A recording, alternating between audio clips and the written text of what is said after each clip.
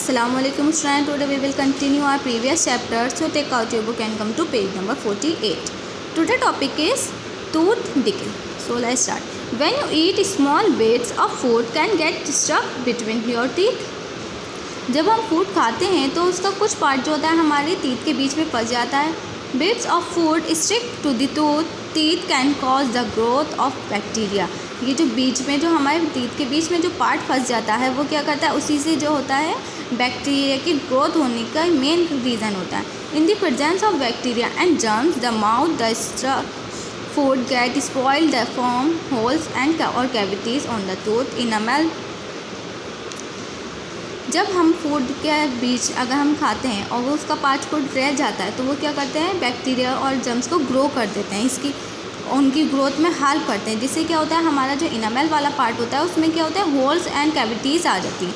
When the cavity reach the nerve within the pulp it cause pain.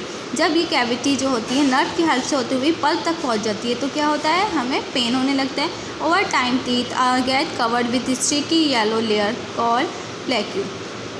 जब ज़्यादा हो जाती है इसकी अमाउंट तो क्या होता है, एक येलो कलर की लेयर आ जाती है जिसे प्लेक्यू कहा जाता है. So we must keep our mouth clean and eat food that will make our teeth stronger.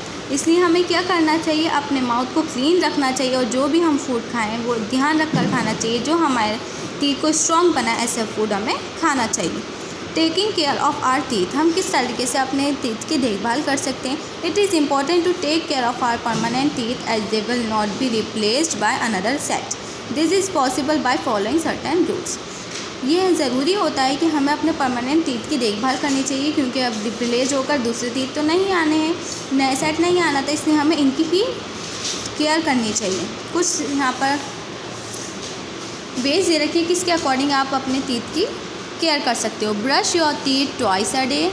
This will help remove all food particles that get stuck while eating food. हमें क्या करना चाहिए, दिन में 2 बार ब्रश करना चाहिए जिससे जो हमारे माउथ में टीथ के बीच में जो फूड स्टक हो जाता है वो रिमूव हो जाए. Rinse your mouth with water after every meal. It help to remove the food left between the teeth. हमें खाना खाने के बाद कुल्ली करना चाहिए पानी से, जिससे क्या होता है, ये हेल्पफुल होती है हमारे जो फूड बीच में टीथ के बीच में जो फूड रह जाता है उसे रिमूव करने के लिए. Do not eat too much sweet and chocolate, they stick to the teeth and cause tooth decay.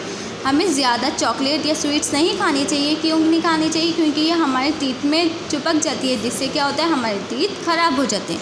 Clean your tongue every time you brush your teeth. This will prevent germs from growing inside the mouth.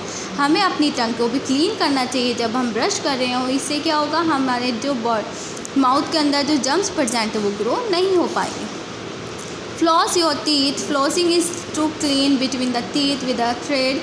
It removes the food stuck between our teeth that cannot be removed by brushing.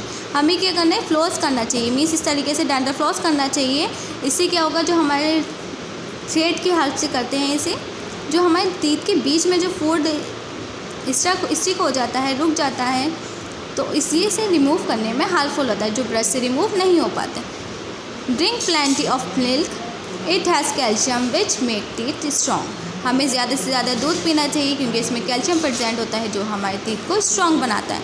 Eat fibrous food. It help to exercise your teeth and gums.